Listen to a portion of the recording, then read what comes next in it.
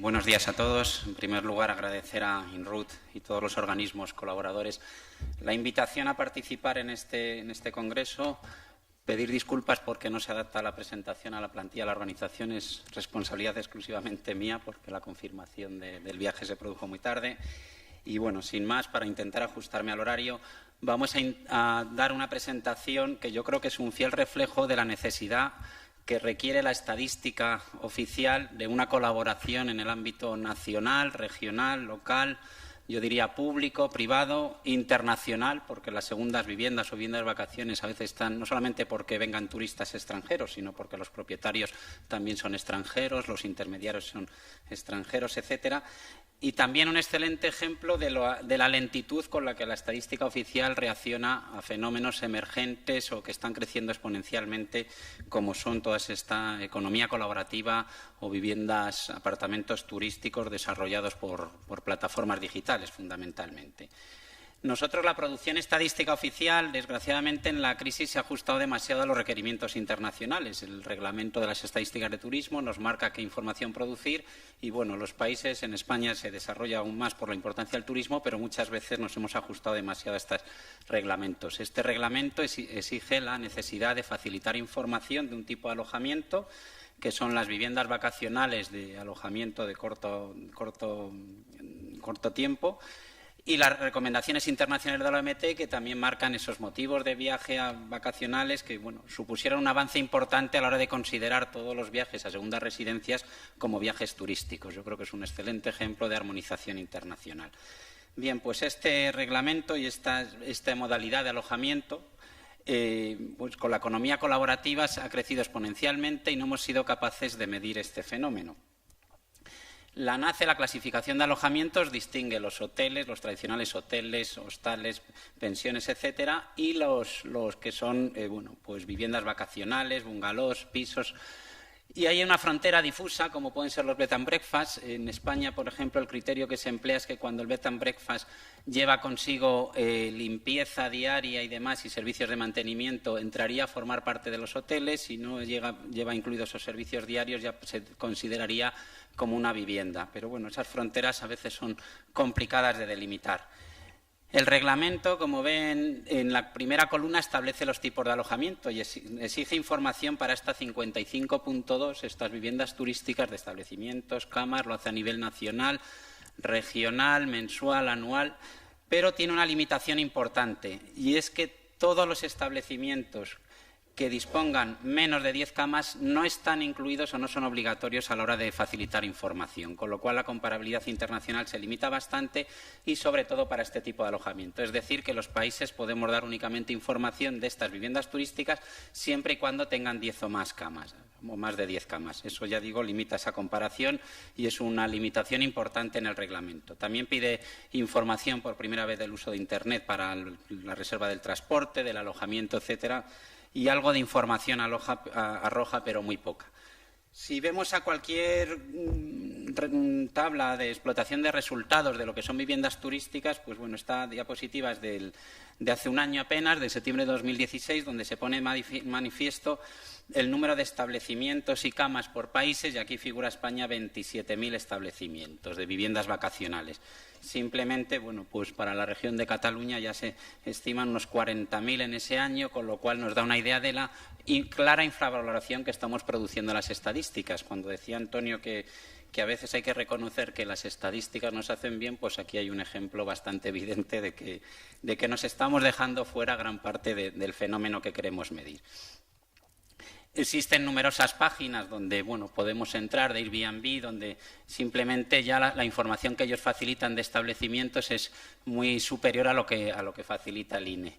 Esta es de Airbnb en concreto, y para la provincia de Barcelona, pues nos da una serie de establecimientos, capacidad, grado de ocupación, que ya es muy superior a lo que estamos produciendo nosotros. Bueno, simplemente lo pongo ahí como referencia, que pueden ver para cada aquí aparecen 19.000, casi 20.000 establecimientos activos para la ciudad de Barcelona. Nosotros estábamos dando 27.000 para el total nacional.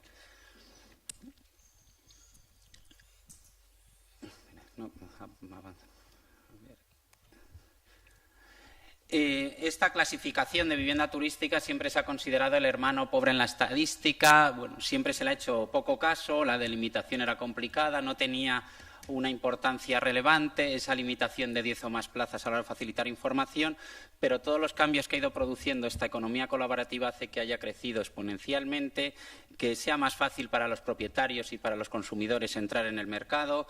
Bueno, y se está reflejando, pues eso, que estamos ofreciendo una serie de infravaloraciones a la hora de facilitar esta información.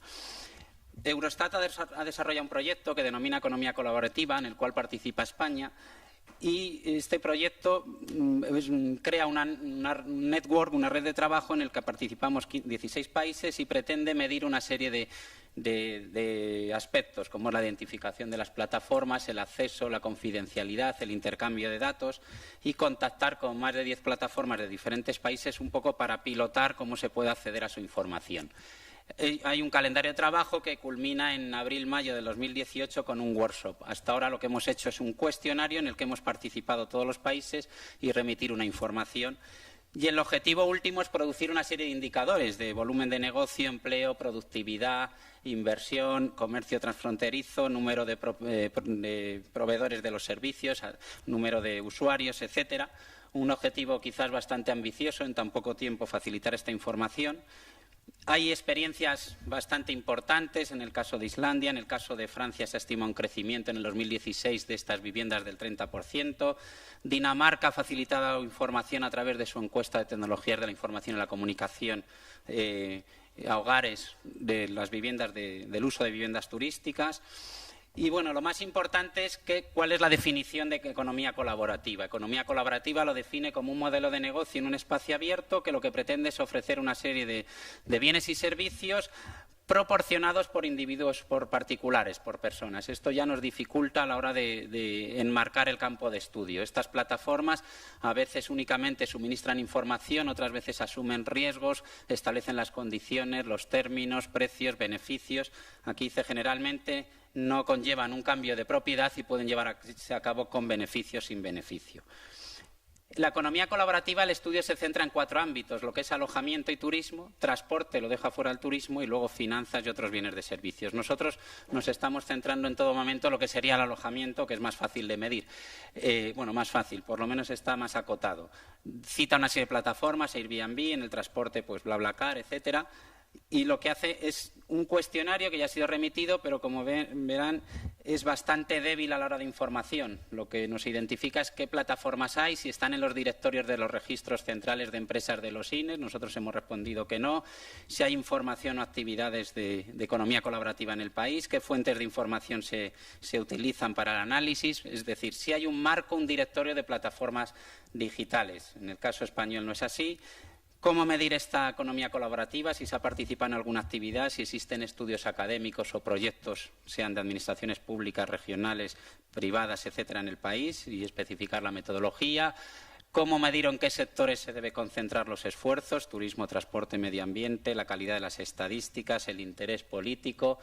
Y estas estadísticas, ¿cuáles serían los temas más importantes desde el punto de vista del usuario, del consumidor, del intermediario, de la plataforma digital o del proveedor del servicio o del alojamiento en este caso?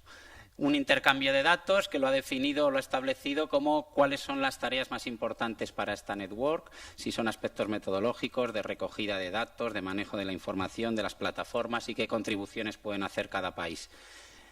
En España la información que tenemos referida a economía colaborativa de las encuestas de turismo es muy escasa. En Frontur prácticamente una pregunta. En la encuesta de turismo residentes, anteriormente Family Tour, pues se pide algo de información del alojamiento, si es vivienda completa en alquiler o es una habitación de vivienda en particular, si son viviendas intercambiadas, que esto es un claro negocio de las plataformas de la economía colaborativa.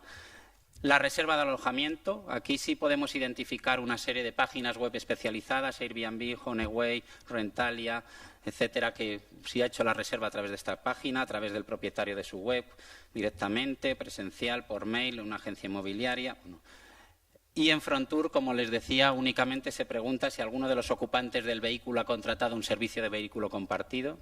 Esto es complicado porque además se pregunta al conductor del vehículo y, bueno, si ha utilizado medios digitales o Internet para algún momento de la planificación del viaje, buscar información, la reserva, efectuar el pago, etcétera.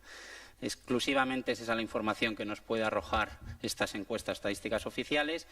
Y la encuesta, igual que en el caso de los daneses, la encuesta de equipamiento y uso de tecnologías de la información de la comunicación, que se publicó hace un mes, del año 2017, sí establece el uso de servicios de economía colaborativa. Esto está publicado en la web del INE. Se dice que del total de usuarios de Internet en los últimos 12 meses, el 21,4 han utilizado páginas web o apps para acordar con otro particular un alojamiento, es decir, más de 6 millones de personas. Este es un dato de la propia encuesta. Es bueno saber que otros ámbitos, como es el de las tecnologías de la información y comunicación, incluyen preguntas referidas exclusivamente al turismo. Esta está reglamentada y todos los países tenemos esta información, pero básicamente es muy escasa este tipo de información. ¿Cuáles son los principales retos? Bueno, pues para medir la economía colaborativa podemos proceder desde un enfoque del proveedor del servicio, los servicios de alojamiento, recogida directa de datos, una recogida tradicional. Estos enfoques pues actualmente no son muy fiables. ¿Quiénes son? ¿Dónde están? A veces son plataformas internacionales o proveedores internacionales, propietarios de viviendas turísticas internacionales. Un enfoque del consumidor, de los turistas. Por ejemplo, Canadá, para medir este tipo de servicios, los incluye en su encuesta social, encuesta hogares, o directamente a través de las plataformas, con técnicas de web scraping o directamente investigándolas o recogiendo información de ellos. Hay unos aspectos metodológicos importantes que se deben tener en cuenta. Yo ya una breve referencia a las técnicas de web scraping o de Big Data. Nosotros hicimos un ejercicio de web scraping para desempaquetar los paquetes con las principales tour operadores, saber cuánto estaban facturando por hotel y por transporte, y realmente nos fue francamente complicado. Cambian sus rutas, sus datos, impiden la búsqueda. Realmente fracasamos en el intento, y eso que era un intento para el IPC, que siempre tiene un tratamiento primordial para saber qué precios estaban marcando por parte de los turoperadores. Y en cuanto al Big Data, es una vía interesantísima. Uno de los ejercicios que hemos hecho es la comparación de las tarjetas de crédito con la información de las encuestas, y podemos ver aquí que la información de las tarjetas de crédito, el gasto de los turistas mediante tarjetas de crédito y terminales de venta, es decir, simplemente tarjeta de crédito, si considerar el efectivo es esa línea amarilla superior.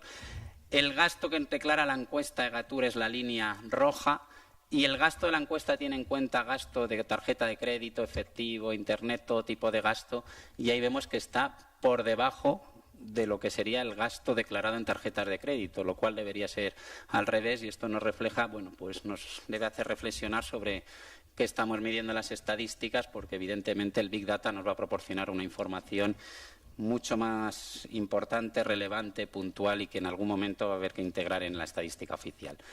Los aspectos metodológicos que me refería a considerar, pues la representatividad de las plataformas, las diferencias entre los países, la aditividad, es decir, hay múltiples plataformas que pueden registrar los mismos establecimientos, puede haber una doble contabilización o sobreestimación, y cómo integrar todos estos datos con la recogida tradicional. La economía colaborativa, pues bueno, principales problemas que hemos encontrado son los reglamentos de la Unión Europea. No nos permite comparar prácticamente con los países por esa limitación de menos de 10. La globalización a la que me refería, muchas plataformas son internacionales, hay turistas receptores que vienen a través de plataformas que no están en España o que no conocemos o que no las tenemos identificadas. Estas plataformas o intermediarios, pues no solamente son individuos particulares, privados, hay muchas otras agencias, Booking, que puede ofrecer viviendas turísticas, etcétera. A veces son las que marcan además los precios, condiciones, riesgos, etcétera. Y los retos más importantes es poder regular este fenómeno, y aquí interviene no solamente la legislación nacional, sino regional, local. Nosotros estamos haciendo un estudio de las diferentes legislaciones en las comunidades autónomas que han desarrollado propios reales decretos, algunos están en proyecto, etcétera. Y lo más importante, lo que la OMT cita en su manual como las 4C, colaboración, cooperación y no recuerdo cuál es, bueno, collaboration, cooperation and coordination, y la cuarta no recuerdo cuál es. Y cómo integrar todo esto con la recogida de datos tradicionales. A nivel nacional hay un real decreto, un proyecto en el cual se pretende regular estas plataformas. Aquí dice una obligación de información para las personas o entidades denominadas plataformas colaborativas que facilitarían información periódicamente, independientemente del canal al que se comercialice, y una serie de variables. Esto está en proyecto y, bueno, en algún momento se prevé que antes que después salga a la luz pública. Nada más. Muchas gracias por vuestra atención.